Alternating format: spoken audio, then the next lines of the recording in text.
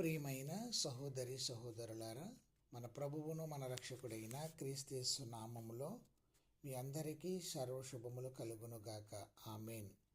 ప్రియుడా, నీ ఆత్మ వర్ధిల్లుచున్న ప్రకారము నీవు అన్ని విషయములోనూ వర్ధిల్లుచు సౌఖ్యంగా ఉండవలెనని ప్రార్థించుచున్నాను.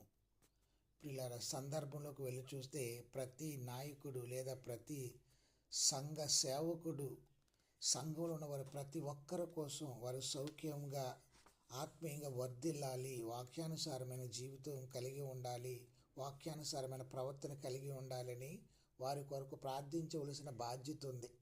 ఇప్పుడు ఆత్మ సంబంధంగా తాము సంపాదించుకున్న పిల్లలు సత్యమును అనుసరించి నడవడం అంటే క్రీస్తుకు లోబడి నడవడం చూసి కాపరులు, బోధకులు చాలా సంతోషిస్తారు. ప్రియులారా, నాయకులు, పెద్దలు కూడా యోహాను వలె తమ సంఘ సభ్యుల పట్ల శ్రద్ధ వహించాలి. అప్పుడే ఆత్మలు